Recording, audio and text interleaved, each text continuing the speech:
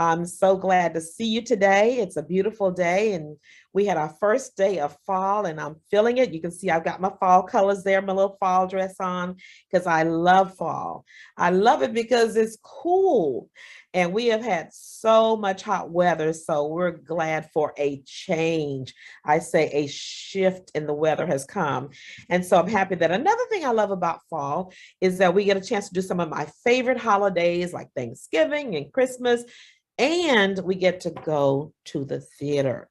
So today I'm going to be talking about the theater and another part of the arts with a young lady that I've come to know. And we've been kind of following her and waiting for this big production that she has that she's going to be presenting, and she's going to tell us all about it. So what I want you to do, if you've got that little young girl who wants to grow up and be in the theater, you need to have her on. So go get your little girls and have them come and watch with you. If they have any questions, they can put them in the chat room and we'll be glad to answer them for them. They can learn some things so they'll know the path on how to get to where this young lady is. And also just if you got those activities that you're going to be doing this fall, you want to go to the theater with some friends, do something wonderful, you need to get on so that you can hear all about this wonderful production that's coming up that we are definitely going to see. So I have with me a young lady here, Miss Deborah Mouton, and she's a Deborah Deep Mouton. She'll tell you all about that in a minute, but I want to just help you to help me welcome her to Tea Talk. Thank you so much for having me. So what does that DEEP stand for?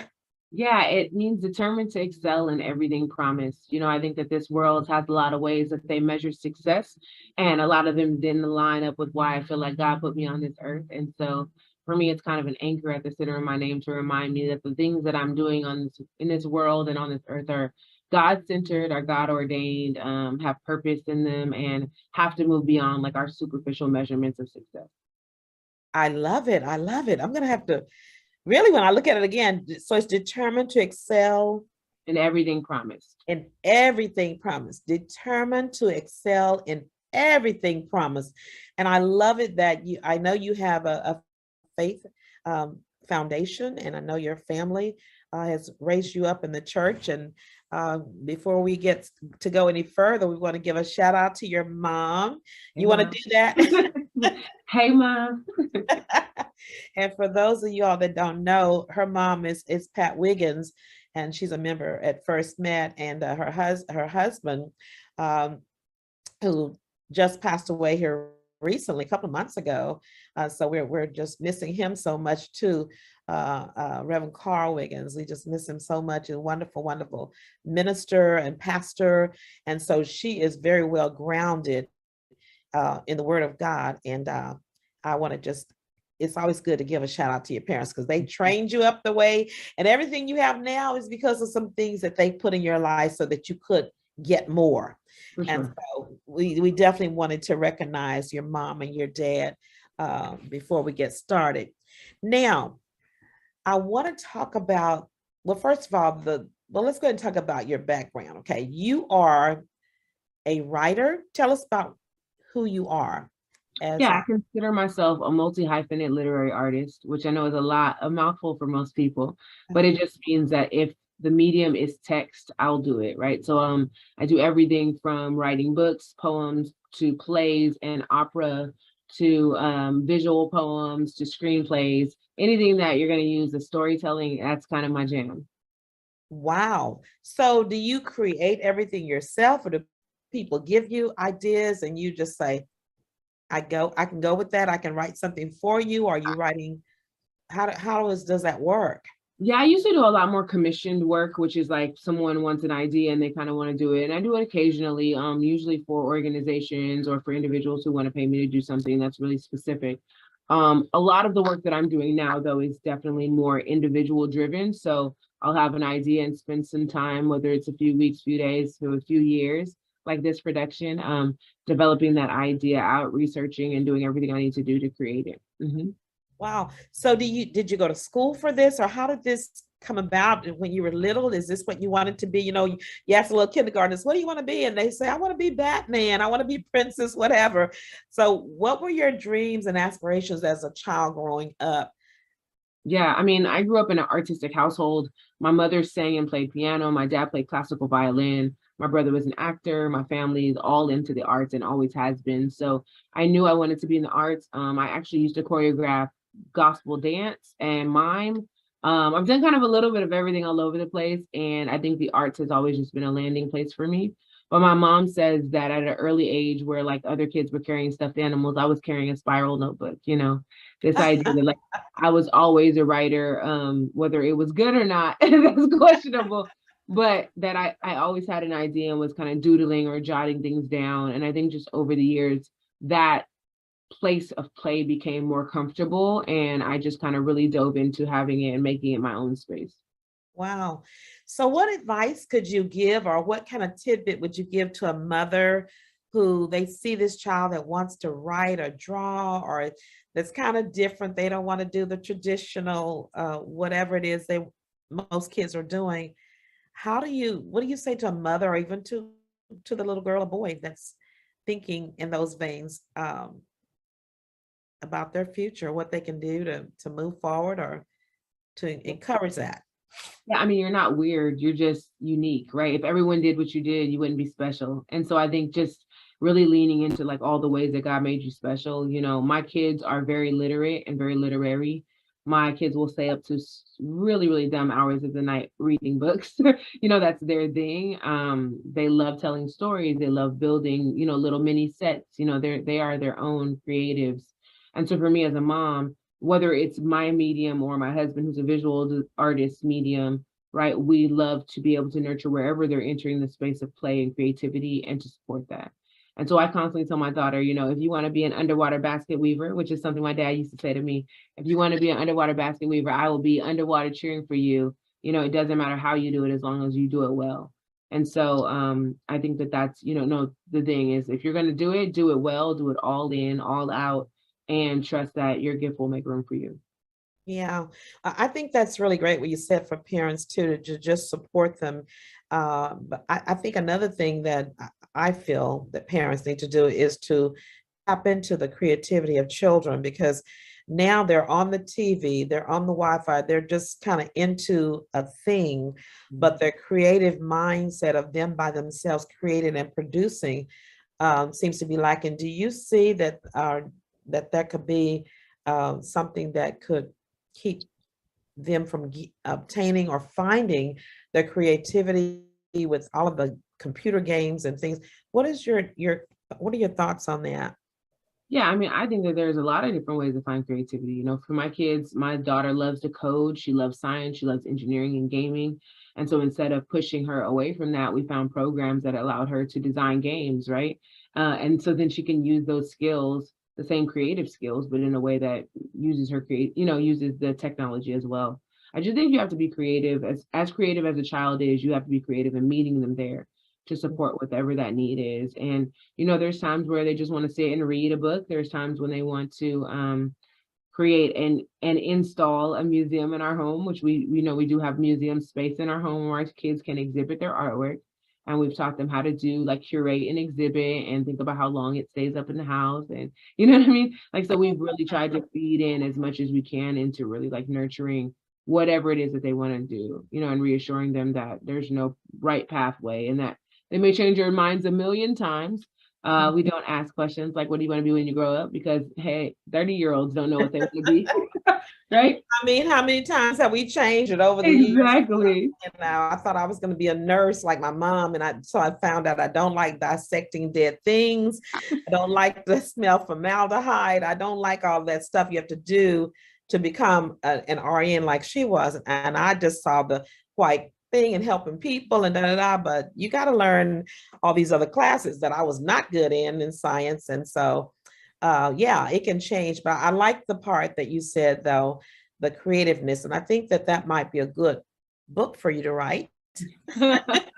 I saw a book there of helping parents to take it to the next level. Like you said, instead of playing on the computer, learn how to program a computer, you know, learn how to put a museum in on something you're interested in, or an author's corner.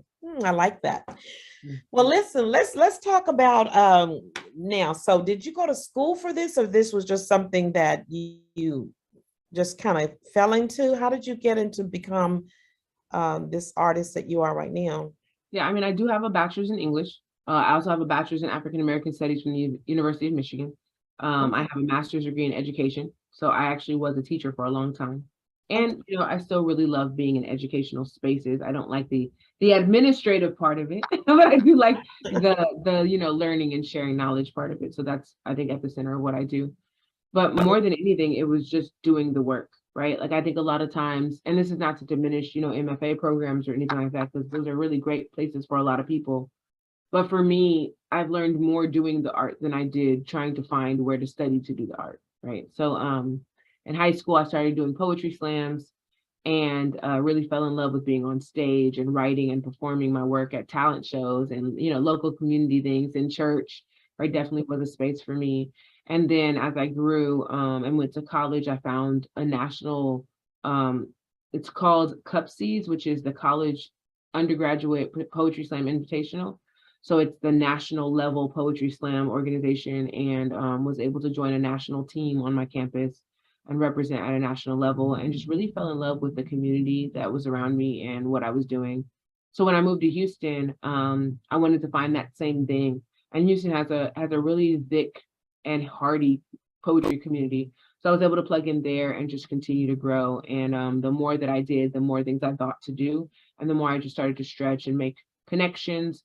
And so by the time I became poet laureate of the city, I think that I was really in a good place to pivot and kind of do all the things that I dreamed about.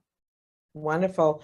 Well, what you just said to me was it takes time. It's a process. It's getting connected at the local levels and the talent shows and all those things before you jump to where you are, Yeah, right? for sure. And when you say poet laureate, what does that mean? So I served as the ambassador of poetry for the city of Houston for 2 years. In Okay. that time, I created community programs. So I created a writing series for women on mental health. I created a writing series for young writers where we visited local community libraries and worked with them to refine their craft. And then I created a music video, for lack of a better word, but it basically was a series of 36 artists who were all writing poems and presenting those poems in the streets in their neighborhoods that celebrated the diversity of Houston. And so those were kind of the projects I did, along with some other things that popped up that I didn't expect, like a BBC World News poem for after Hurricane Harvey when we were kind of rebanding here in Houston. And so just really figuring out how I could leverage my space in the city position to gain access and resources for people to enter into literacy and into poetry. Wonderful. Well, listen, that is really great. You did a great job of letting us know who you are and getting to know you personally. Now, let's look at your work, what's coming up that I'm really, really excited about to talk about. You have a production that's coming up that, why don't you tell us, it's called Plum Sugar. And you can just kind of tell us, how did you get that name? What is Plum Sugar all about? Yeah, Plum Sugar is subtitled The Rise of Lauren Anderson. So it centers on the life and legacy of Lauren Anderson, the first Black principal ballerina of Houston Ballet and of a major ballet company. I say we, but it's just me writing it, right? Just dive into creating a tapestry where we're able to talk to her one-on-one, and as she talks, her memories play out in dance. So it really is a collaboration between myself, Harrison Guy of Urban Soul, Stanton Welch of the Houston Ballet, Ebony Bell Darcy, who's my co-director, kind of coming together to the place and deciding how do we mix a lot of mediums, how do we mix genres and tell you this really rich and inviting story. Oh my goodness. So Plum Sugar, how did you come up with that name? Yeah. So Plum Sugar was first off started thinking about the Sugar Plum Fairy, which is the role that Lauren embodied and sought to embody probably more than every other role in ballet. Right. It's the one role she danced for her entire career. So one of her first roles was the Sugar Plum Fairy, and the last role that she danced before she retired was the Sugar Plum Fairy. So it's kind of been the thing that's seen her through this whole time. And then layered on top of that, right, is this other thing that while she's this really great ballerina, this world-class ballerina, there's also an identity in her of being a Black woman that often gets overshadowed. And so we wanted to really create something, a title that carried both the classical ballet world with it as well as Black culture, right? We think of grandmothers wanting to give you sugar, right? And Yeah. come here, sugar, right? Like it's that Yeah, give me some endearing sugar. I feeling. tell my grandbaby out there, that's why I say, give me some sugar. That's it. I didn't think about Yeah. it like that, but that's what I always tell, give me some sugar. Yeah, so it's that very like Southern Black cultural identity that we immediately recognize as being a place of comfort and a place of home and a place of belonging, which are all things that I think Lauren was really seeking to find. And so the story we decided should center on a name that does both things. Okay, I love it. I love it. Well, I want to go back just a little bit, and of course, I don't want to get into the play so much, but um, you said something a minute ago that just kind of just like, oh wow, this is so true.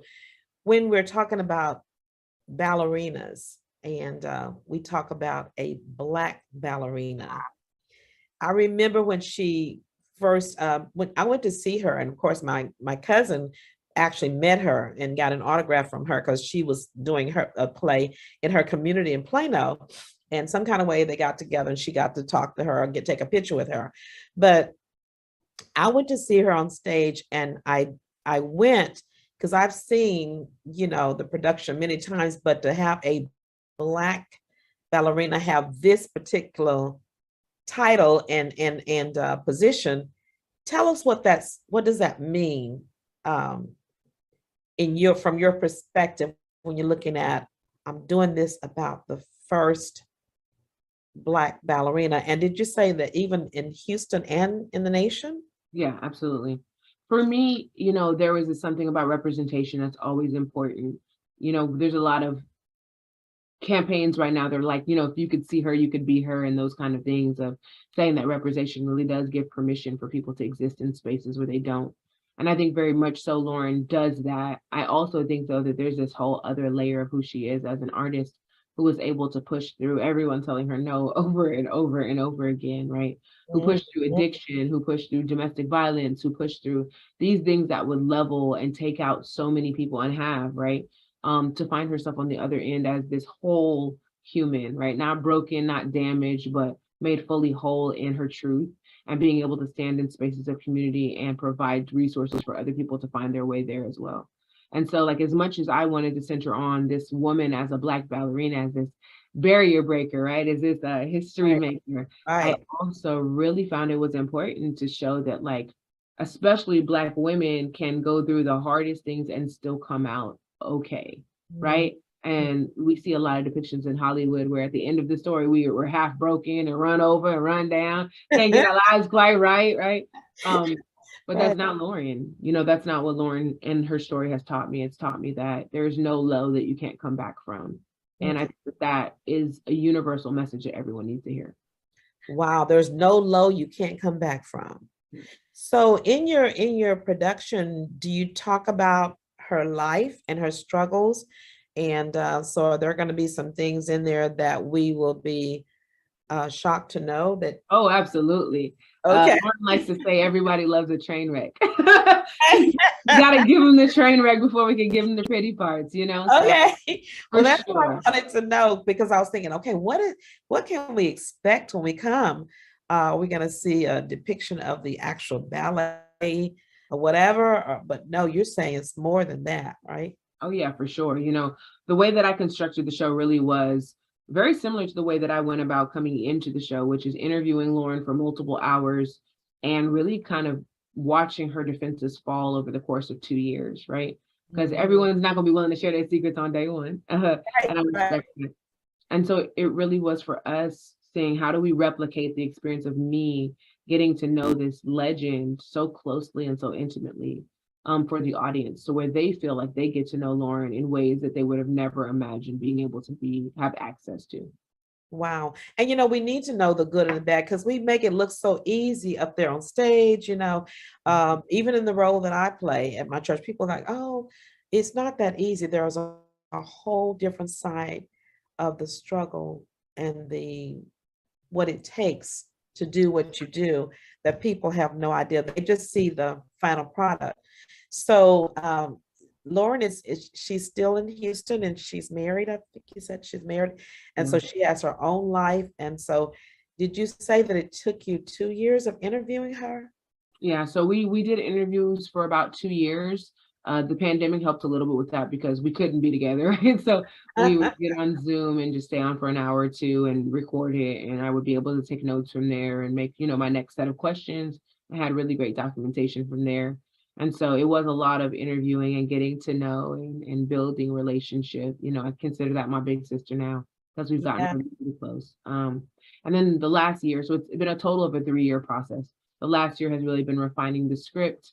Lauren has been a great collaborator in that I can write a draft and send it to her and say, like, did I get it right? And she's Uh-huh. like, no, we need to fix this. Or yeah, absolutely. And you said it better than I would have thought I could have said it.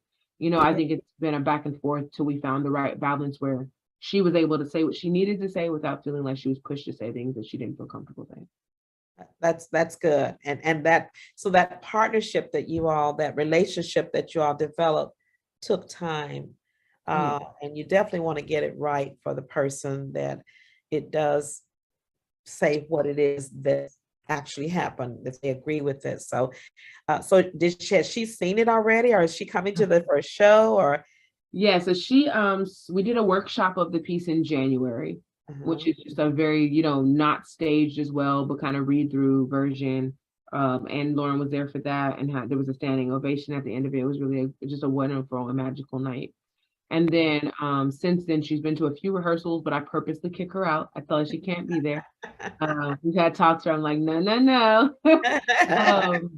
So, and her son plays in the ensemble band that did all the music. So, he was like, Mom, you can't know anything. We've all been really good at just keeping her in the dark over in a corner somewhere, told her to just hang out. Yeah. So we have a date in mind that is prior to the beginning, or prior to the opening, where she's going to be able to come in and see it and give us feedback and things of that nature, because we do want to make sure once it's open to the public that we get it right. Yeah, yeah. So let's go ahead and give some information about it, about where is it going to be shown and the dates and so forth. How can we get tickets? Give us that information. Yeah, so previews for Plum Sugar start October 7th through the 9th. And for those who don't know what previews are, they're like an open rehearsal. The piece runs pretty much like it will run on stage, but nothing is for sure. So we can change anything we want to during the preview. So it may be a different show if you see it later on. And Right. then October 13th is our official opening, our press night. The 14th, we're doing a national launch. So that day is going to be a fundraiser and a way for us to be able to really get some national attention on the piece. In hopes, that it goes somewhere big and, Broadway, like, and later on. Yes, that That. became it to be so. Exactly, right? And then from then on, the show will be from October 15th to November 13th. You can find it at Stages Houston. So you can go to their website and get tickets, get them quickly because they're starting to sell out. We already have 2 or 3 nights that are completely sold out, which I'm really excited about. And yeah, it's just going to be a really great show. The great thing is Fort Bend Academy for Arts and Dance is actually going to be doing some preludes. So they'll be out in the lobby. So you'll get a show before the show, then you get the show. It's going to be a really full night. Wow, I'm looking forward to that. I got to figure out which night I'm going to come. More than one night, but Yeah, bring a group, yeah, well, that's what I know your mom, the group that we're in, we've been talking about it, trying to get the best night. And so it may be just so we have to all come at different times, but we're trying to kind of all come at one time. But First Met's going to be there. So, And I and, appreciate it. yes, definitely. And all of my Tea Talk audience, they're going to be there too. Because we really it's going to be a great show, number one. Number one, it's going to be super great. The subject matter and so forth is just going to be super important for us as women, as Black women, and with children that come in. So we're going to take this is something you can bring the children to too. Is there like the little girls? Is there a age? Yeah, I would say if you're comfortable with your children hearing about drug use and Okay. domestic violence, then absolutely. We do not like depict any of it violently on stage. So it's nothing Right. like that. But I do know, some people have hesitations around exposing their children to things. You know, Right. my 9-year-old daughter will be there, but we've had a lot of conversations leading up to it, you know, that are really unpacking a lot of the more mature themes in the piece. Okay. And so I just caution people, you know, under 8th grade, you know, about bringing their children, but I Mhm. think it's each individual person's decision. Yeah. I'm glad I asked that question then, because that is something that as parents, you don't want to take them into something and be like, "Ooh, I didn't know Yeah. this part was going to be in here." You know, we were watching movies the other night with my grandchildren, and one little part came up. I'm like, why would they have to put that in there? Yeah. And I was shocked, and I didn't even have time to tell her to turn her head or close your eyes or whatever. It was Mm. just thrown in there. So that's good to know. And so parents be aware of that, and use your own, discretion about whatever you would like to do, or either prepare your kids if you're going to bring them. Um, but that's good to know. So the tickets, you can go and find out the tickets on Stages, just stages.com or something like that. It's just Houston. Pages Houston, okay. And then they will give you the price of tickets and the date availability and that kind of thing. Mhm. So what else can you tell us about the production that we can expect that maybe I didn't ask you? Yeah, I mean, I think one of the biggest questions people have said is like, is it a musical? Is it a one-woman show? Is it a right? People Yeah. want structure and I refuse to give it to them. Okay. But I think, you know, we think of it as an intimate conversation with Lauren, where as she talks, her memories come to life, you know, and in dance, right? Her memories come to life in dance, because why wouldn't they be in dance, right? She's a dancer. Definitely. And so there are some absolutely stunning dancers in this piece. Oh, Takeda Moore, who's our lead, actually has been in multiple Broadway productions. She's been in a few Tyler Perry movies. She's just phenomenal, phenomenal triple threat. And so it really is a whole show that I think you will really enjoy. I have to get used to bragging about it, because I'm like, I don't want to sound braggadocious, but I'm really proud of this work. It's taken a yeah. long time and a lot of effort and a lot of prayer and a lot of self-discovery for me to get to a place where this piece could live. And I just want people to be able to enjoy it. Well, we definitely going to enjoy. We're going to come and support and so forth. And, why not toot your own horn, especially when you know it's great. Uh, so, I mean, I forgot they say a sad dog that won't bark for his own, something like that. They said, so you bark for your own parade. Yeah. Yeah. So you got to believe in yourself. And I just really am just in it. I know your mom used to have us praying. My daughter's gonna be doing something big. I can't tell you anything about it. She said, it's something big. Y'all just pray for my daughter. And da da da da. And so she would say little things about that. And so this is what she was talking about. This and a few other things, you know. Yeah, Like, I yeah. have some other projects coming too. So yeah, so tell us, but this was I know that's what this one was, and you had another poem that she did let us finally read, I think it was, or something. But tell us about what else are you doing, something else besides this, with all of Yeah, this yeah. going on? I'm always doing something else. It's a problem. I've said I'm Okay. like too ambitious for my own good sometimes, but you know, I think when God opens doors, you gotta just run through them. You know, you Gotta gotta be figure out, ready. gotta just figure out how to do it later. So I'm working on an opera right now, that'll debut in May, with the American Lyric Theater, in New York, and I'm also getting ready for a book launch. I have a book that's coming out in March of next year, a couple other little smaller projects, and then we have an art exhibit that actually is connected to my book that will go up at Rice University at the end of October. So those things are kind of all bubbling in there together. So you're working on that now. I got really excited because um, bragging on my grandbabies, is she sings opera. Yeah, I heard. Yeah, so she's in New York. So I may have to go visit her for that one. Yeah. I'm sure she would love to come too and see it in New York. So we got to keep in touch about that date. You have Yeah, it yeah. confirmed already, or you? I know around the time, it's right around Memorial Day, but they haven't given me exact dates yet. So Yeah. it's part of a residency that I'm part of. So it's different than just like a normal commission that would be a show that goes up. And so the residency is still kind of refining what days we do what and giving us that schedule. But the piece will be centered on the women who worked together to end the Montgomery bus boycott. And so a really good piece about Black history, a history that we don't normally hear. We normally get Rosa Parks, but we don't get all the other women that worked really, really hard to move the needle on progress and justice in this country. And so we want to really be able to celebrate them. It'll be a good show.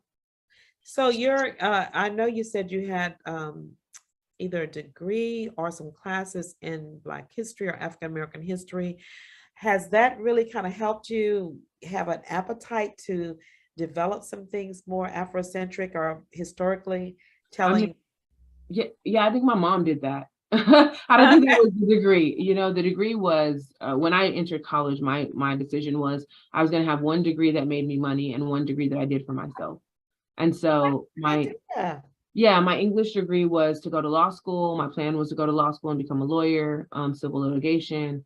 And so for me, I knew that English was kind of like for them, and the African American studies part was for me because I felt like in so much of my education, I didn't see myself represented. And I really wanted to learn, at what I felt was the greatest level in college, right? What I should have known all along. And so I think my desire started very young. My mom used to have books in our library that were on, historic Black figures, that were on like Cleopatra and how she was really Black, right? Like that were just on all these things that I didn't know and was able to dive into at a very early age. So she nurtured that, her and my father probably more than anyone else. And then growing up, I just realized the necessity of it, right? Is that we're constantly missing from TV shows, we're constantly missing from theater, we're constantly missing from literature. My God, so much from literature. And so being able to really like push ourselves back into those spaces, that's something that my memoir that's coming out in March is really centered in is it's reclaiming modern day mythology, right? Of saying that if you look at the classic canon of mythology, it's Greek and it's Roman and it's white, right? But that like Black people can have mythology too. And that's a space we can explain ourselves and play through in order to give context to who we are and how we operate in this world. Oh my goodness.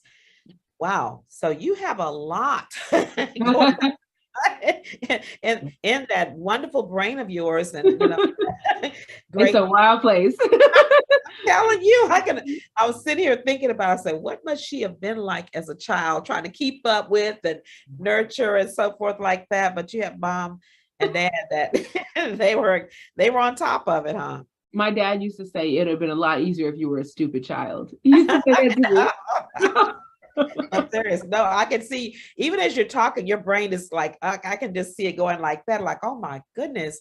So are your children picking this up as well? Not picking up there. It's imputed in their souls. Like, yeah, they're definitely the same kind of people. My both of them are challenging at every level in the best and most beautiful ways. And so I wouldn't trade them for the world. They're the perfect blend of my husband and I, but both of us were gifted kids who had wild imaginations and were very artistic and yeah, that's them too. Yeah. Well, let's talk about a little bit about that, because I'm looking at children and parents, that a lot of people, that parents and grandparents that are watching. And so sometimes in African American families, this has been my finding with teaching children and African American children, they're stifled in their creativity as don't ask questions, don't this, don't talk. And so, and then when I taught my white students, I noticed that parents were always encourage them to ask questions, da da da da. So can you see any behaviors that maybe African American kids could have that might be looked at as they're being, I don't want to say the word bad, or they're just troublesome kids, when in actuality, they could really be very, very gifted kids and who are really just can't slow their mind and their bodies down to quote unquote normal kids. Yeah, no, I mean, that was me. Totally, it was me. And I was definitely my brother as well, right? And it's definitely my kids. I think I wouldn't say bad, it's just, I think it's bad as perspective, right? And it's subjective. Yeah. My son takes things apart. It drives me insane. He takes apart everything. He turns everything into a building block. It doesn't matter what it is, if it's a chair, if it's food. What did he build on? He built on my mom's meal. Like the other day she had like a to-go box and he built all this stuff and knocked it all over. And she was like, I've never been so angry with him. And also I can't really do anything because he was just building, right? Like he was just, I get it. You had to build the world. And so I think it's more about that of, we do ask why a lot. We do make space for a lot of questioning. We also say sometimes like, hey, we're a little tired of questioning and right now, and we need to get a question break. That's a real thing. Um, Uh-huh. I'm big about also building the emotional skill set as well as the actual physical skill set, because I think a lot of times it's not that our kids don't have an imagination, but you haven't made the emotional space to fail, right? I'm really big on telling my kids that I'm gonna be on their team no matter what, that failure is part of the process, that you're not gonna get it right unless you fail a million times. And so just give yourself over to it. I was teaching my daughter to cook the other day and she's like, I don't want to get burned, mommy. And I was like, why? You're gonna get burned. Right? Like I think the more you accept that and move past it, the better you'll be at this. But pretending that the fear is not there is never going to get you where you want to be. You know what I mean? Right, right, right. Well, I just thought about that because I mean, I think there's creativity in every child. And when I taught school, one of the things that I taught because I was really preparing them a lot for taking their minds to the next level. And intentionally, I was doing that because I see so many times Black children, their minds get squashed into go watch TV, don't bother me, because kids want you to play with them or whatever. We really don't have time a lot of times. But one of the things that I would tell my children in the classroom is when they ask too many questions or when I was too busy or just kind of tired, I would say, I'd love to hear about that in a book. And I had a writing center, Mhm. and I would give them the opportunity to go and write about it or color about it and give me the gift, of writing that book. So they like, wow, I said, you're an author. You can go do that. So there's things that you can channel if you don't have time, because we have working mothers and things like that. Do you have any advice for working mothers, or how did you do that? I'm trying to keep my time here too. Yeah, no, I've always been a working mother. So, except for the pandemic, which I mean, I was still a working mom. We just all were sitting on top of each other and it was terrible. Um, Uh-huh. but it is just being intentional. I think, for every bit of work that I do, I try to be intentional about the amount of play. So last year I was in New York for 2 weeks for a long stint for my residency. When I returned, I made sure I built out a week vacation with my kids, even if that vacation was just going to the park every day, but being very present, to put my phone down, to be engaged, even if it was just watching them on the swings, right? To really like have time that I carve out that I tell my kids, I'm being full-time mom right now, right? It's full-time mom time. You have me as much as you want to, so use it up, because mommy's gonna have to go back to part-time mom in a little bit because I have some things that I have to get done. And I think just really like communicating the expectation. A lot of times for me, it's like, hey, if you give mom 2 hours this morning, I'll give you 2 hours this afternoon and we can go and get our nails done, or we can go and, run to the park. Those kind of things, I think my kids have learned, like, okay, she's not saying no, she's just saying wait, and I can handle that. But I think That's very good. when we don't communicate where we can put the space where they belong, they start to feel like they don't belong anywhere. And that's never what we want our kids to feel. Wow. Because that's what I was looking at, is that you're so busy. How do you have time for your own kids? And that's another thing that people who are in professionals that, are really taking off and, and really requiring a lot of time. A lot of times, um, the kids will go lacking, and then they end up um, off into some other things that they shouldn't be. But I think that's a very good point, to talk to them and say, look, if you give me 20 minutes now or 30 minutes or whatever it is, I'll give you 30 minutes or whatever, or we can do something, go to the park, give them some alternatives there. So, well, that's really good. So the next part I wanted to ask you about was, I've heard about all these wonderful things that you're doing, and I'm just amazed, and I'm really prayerful that you are, obtaining as much as you're attaining, and I know God has great places for you. Where has God, was this a God thing? Did you feel the presence of God helping you or guiding you, or who were the people who helped you, um, besides your mom and dad? Were there times when you just felt like it's not gonna work? Sure, of course. Okay. Yeah, this is not like we're just all on high. Okay, because it seems like it's just all sugar here.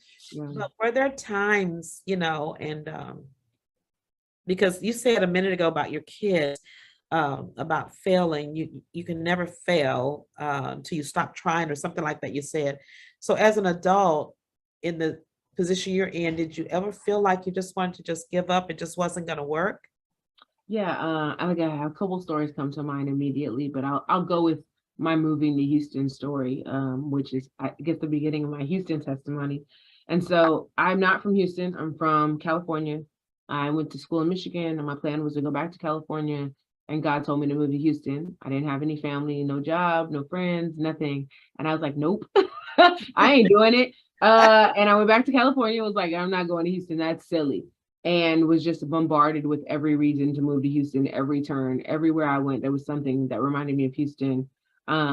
Lane Bryant had a pant called the Houston, right? Wheel of Fortune had Houston Week, right? Like it was just like everywhere I went Everybody was was Houston. happy. You are I was not letting telling you, me go. Houston, Houston, Houston, huh? It was me flashing signs, so I did the best that I could do in my limited, my limited humanness of lining up jobs and lining up places to live and all these things. And had my parents and my brother and sister drive me down. And uh every job, usually if I get a job interview, I pretty much have the job. I usually, can talk myself into the job.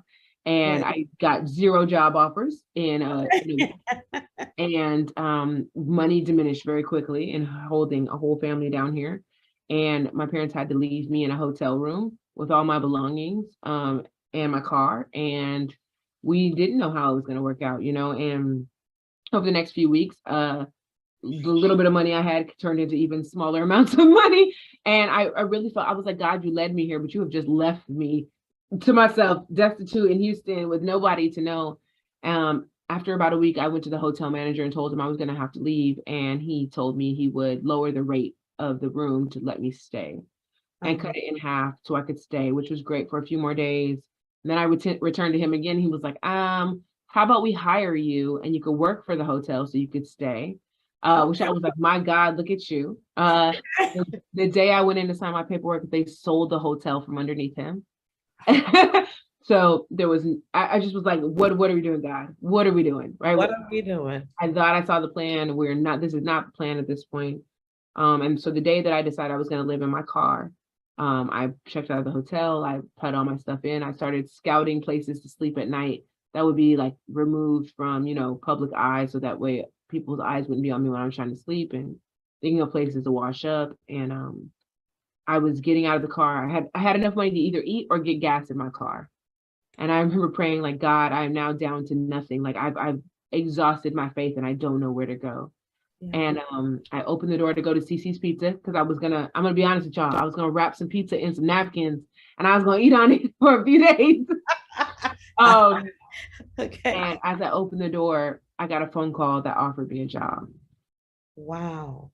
Wow. And I just remember sobbing my eyes out. And the job paid $500 less than what I needed to qualify for my apartment. I was able to get another part-time job, so I was working 2 jobs. But then my apartment wasn't ready, so I had 2 weeks. I was like, okay, I'm gonna live in my car for 2 weeks, and then I will, be able to afford everything I want. I can see a finish line. I'm fine. And as I was settling in that evening to kind of like, hold up in the back of a Walmart parking lot, I got a phone call that a friend of a friend of a friend of my mom and dad's lived in Humble, and she told me if I could get to 1960 that she had a room for me. And a whole back bedroom set up for me and gave me a space to live, fed me, took care of me, just really nurtured me. And I'm just like so indebted to her and her son forever and ever. I still keep in contact with them. But it really was God just showing me like, I'm going to push you to your wildest limits and I'm going to challenge you and I'm going to stretch you, but I promise you, you're going to be strong enough to handle it. And I think from then on, there's been ups and downs. I've had a lot of things that have come in the way of what I was trying to do, a lot of rejection, a lot of personal devastation. But I think that because God kind of set the tone for me, right, that no matter how far we got out, he was still going to be on that branch with me. I was willing to stay and I was willing to stick it out and I was willing to just keep following. And I'm continuing to do that, right? It's a trial every day and it's a journey and a learning experience every day. But I just try to center myself in that and knowing that, I'm not out on any branch by myself. Mm. Oh my God. I'm sitting here trying to fight back the tears. But I love it when you just said, I'm not out on a branch by myself. Yeah. God is always, I've been out there, but I wasn't by myself. God was with me all the time. And when I was talking earlier about the fact that people see the finished product. It's like the cake with the icing and the little stuff on it, but they don't know what you had to put in that cake and beat it up and whip it up, and you had to substitute this, and the cake didn't rise just right, so you put more icing on this side. My mom used to do that. She would put a whole lot on this side if it was slanted. People did not know that it was a big glob of icing on the other side because it didn't come out right. But her objective was to make that cake. And so you're saying you stay focused, and God was. That's what I kept hearing in my spirit, that God has been with you all along, and he's going to continue to be with you. And I'm just praying so much. And I'm asking other people here in your prayer time to pray for, I'm just seeing a miracle unfold before my eyes. I really am feeling it. I'm getting chills. Okay. But I just wanted you to know that I really feel that this particular moment, because God kept asking me, telling me, leading me, directing me toward that point to ask for it. And here's the deal. I'm glad that you shared that story, because that story is for somebody that's watching. Yeah. Somebody else. I really, we had a lady join our church one time, and she had a couple of kids. And it wasn't until a year later that she told me, she said, I lived on the parking lot in my car. Wow. I said, with your kids? She lived with her kids. And she said, First Met was my place, my safe place, where I knew nobody would bother me and my kids. And I had my little thing where I could go wash up over here at the thing and take the kids to school. I say to teachers all the time, because I'm a counselor, that when children come to school in disarray or smelling or whatever, help them, because you don't know what they had to do to get through. And you don't know if they were living in their car, if they're living wherever. But the reality is that we have to go through some struggles sometimes before we get to our wealthy place. But we're on our way. We got to stay focused and know that the Bible says, I'll never leave you nor forsake you. So he is with you through the valley, and he'll be with you on the mountaintop, that he can get all the glory. And it made you a better person, I'm sure. Better. Oh, sure. Definitely more empathetic, definitely more compassionate, But I also, we always talk about valleys and mountains, but mountains can be really scary. Being up on that cliff can also be really scary. And I often say that hope is one of the scariest things you can do, right? Because it opens you up for vulnerability, and it also opens you up for failure, right? Is that you're putting all your hope out there, and is that it'll work, and you want to be faithful, but sometimes it's like, Lord, help my unbelief, Exactly. Well, one of the other things that I have talked to people about, or the people say, that there is when they're like going up the mountain like this, that they fear success. Oh yeah, wildly, right here. What if it blows up really big?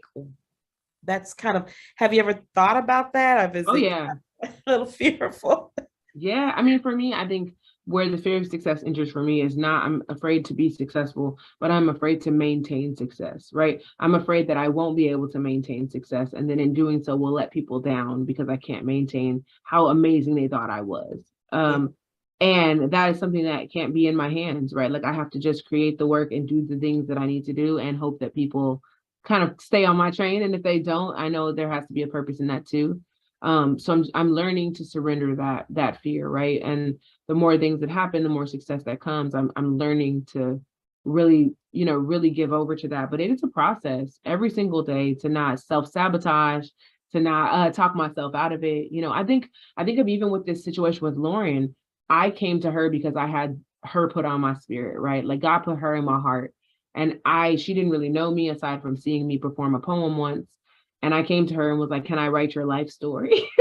That sounds insane when you think about it that way.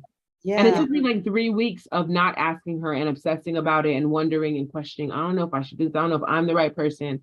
And I finally did it. And now look where we are. We're at a place where we're getting ready to do a national launch of a large production, probably the largest production I've ever had, the largest production Stages has ever done, right? One that ties the community together and has employed, dozens of people in creating this work and celebrating this person who deserves all her flowers, but also the community that raised her and supported her here in Houston. And had I just been disobedient in the ask, look how many different people's lives I would have, how many blessings I would have held up because I was unwilling to do the one part that I was asked to do, you know? Wow, that's big. That's big because you had to make that first step, and people were there just waiting on you and to make it so they can make their step. And so now on to a national thing. This is unreal. And so then the part we didn't cover, and we do have a few more minutes, is the people that came to help you. You got this vision, but you got to take that first step out there and ask her, can I? Then you go from the car to now you need all this money, all these resources, all these people. How did that come about? That must have been a scary thing. Yeah, it started off with me pitching to almost every theater in Houston, right? One-on-ones to their artistic directors, to their new works people, to any contacts that I had that would help me get a conversation with someone else. And then that grew into Ebony Bell Darcy and I had a relationship because she was the assistant director on the first opera that I did with the Houston Grand Opera, Marian Song. And she's now in a position of being able to leverage that to gain access for people at stages. And so I sent her the script. And really, I was asking her more just like, can you read it? Can you give me some feedback? Yeah. Let me know if it's good, where I should go with it. And she really championed the work and just began like talking to people in stages and saying, this is a work I really want to champion and rally behind. And so she helped kind of get that ball in motion. And then once it was, they really started to realize what I wanted to do. And that wasn't easy either, right? When we got into the workshop, I think my choreographers didn't even understand what we were making until we were making it, right? Okay. And it didn't matter how many times I explained it, the vision was mine and it wasn't theirs, right? And so I think when you have a vision, sometimes you get frustrated when everybody else doesn't see it, but it's not everyone's vision, right? It's yours, and it's yours to walk out and to get them to see the parts they need to understand. And so I think once they took a step back and really saw what I wanted to create, then we saw, a surge of energy around the piece because now everyone kind of knew what we were doing and how we were making it. And that was like a delight to see everyone finally see the picture. It's like watching someone do one of those old 3D pictures that they back off of. Yeah. And that moment where they finally see it and everything clicks, it's something to be a steward and a shepherd and a servant to that moment and that reason as well. Wow. I can see the light bulb finally went off. You're like, yeah, this is what I've been trying to get you. I've been trying to tell you. Oh my God, are they going to ever get it? But that is really great. So now you'll be, after you get through with this production here, then the critics will come and see it, or you'll send out stuff and they'll come and say, can you do it here? Or that's the hope, right? The hope is that we get a lot of interest. A lot of people have been invited that can make it move in a different way and out of Houston and, different stages. We'll see what God has in plan. I've told myself I can only do this part, right? I can do what's in front of me and I can do what's in front of me with excellence. And then beyond that, I have to absolve myself of the responsibility of the next part. The next part has to be between the efforts put on by the theater. My personal efforts are still there, but it's understanding where my control lies, right? And that I can control making the vision plain, and then I can allow God to let everyone see it, right? Exactly. Yeah, and I think that common denominator that I keep hearing in my spirit is God is ordering your steps. And each step has to be done excellent with trusting God. You can't half do something, because when you half do something, say, for instance, a person that God is going to put in your place with that connection, they would say, well, no, she really, Now they've got this opportunity to connect you with where you need to be, but if you didn't do your other step with excellence when you were not where you wanted to be, then they won't recommend you, or they won't connect you, or they won't speak up for you. So it sounds like to me you've made a lot of great connections and you impressed a lot of people with, your integrity and your hard work and your being focused. I'm going to do this and being excellent at whatever level you're at. I think a lot of times people want to be excellent only if it's the big stage with all the brand lights. So you haven't earned you haven't earned it yet. But I can say you definitely earned it. Thank you. I don't always feel that way. Sometimes I feel like I have dues to pay, but I think It's just about faithfulness. I had a friend tell me yesterday, you don't control the time in which God elevates you, and you just got to be okay and ready to go. And I'm working on that.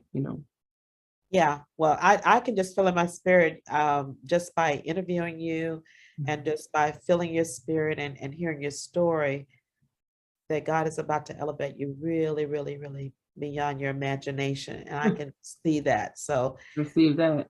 yeah, Yeah. I will be praying for that, and the other ladies on here will be praying as well. So, Thank you. well, that's about it.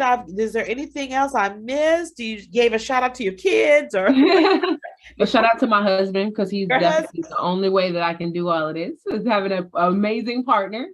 To And then say I that. and then I would just say, people get their tickets at Stages Houston for Plum Sugar. That's going to be between October 7th and November 13th. If you want to pre-order my book, it's called Black Chameleon, and pre-order links are available via my website, livelifedeep.com. And you can follow me on all social media channels at Live Life Deep. Yep, it's easy. Okay, well, you got it in there, but I want to make sure we repeat it one more time because you went real fast. So Yes. your So website is livelifedeep.com. okay. And social media handles are at Live Life Deep. So that's for Instagram, TikTok, Facebook, LinkedIn, whatever you want to go to, that's where I am. Okay. And then Stages Houston is going to have information on Plum Sugar, which goes up October 7th through November 13th. And if you're interested in the Blank as a Myth exhibit, which goes up at Rice University, you can follow me on my website as well and get all that information. Okay, so I think key thing is to follow you. Yeah, follow me and go to my website. I also have a Patreon. If you're a person who wants to do behind the scenes and exclusives, you can join my Patreon family and get, early ticket deals and all those kind of things, because I love being able to have that one-on-one connection with people who are interested in supporting my work. Exactly. And so when they go on as a patron, that means they can go on and just support you with some financial gifts. Yeah. For things. Yeah. So you get anything from $5 a month to, however much you want to give. And it gets you some behind the scenes footage. It gets you, videos with Lauren. It gives you early announcements, early ticket deals, all those kind of things. Yep. Okay. We're about to do that. I might be feeling like I'm having little favor there. Go on with the Patreon. Well, I appreciate that. Thank you so much. You're a beautiful woman inside and out. And thank you for coming and sharing. We have learned a lot about you, about your work. We'll be praying for you and your work, and we will be there for Plum Sugar. Thank you so much. I can't wait to see you in the audience. Okay. All right. Well, listen, our time is up for today. I know you were blessed. Why don't you share this on your Facebook page? Share with your friends, your family, anybody that you know. This is good information, and encourage them to also follow this young lady and support her through prayer and by being a patron. Okay. All right, listen, so I'll see you next week at 3 for Tea with Lady O. Bye-bye now.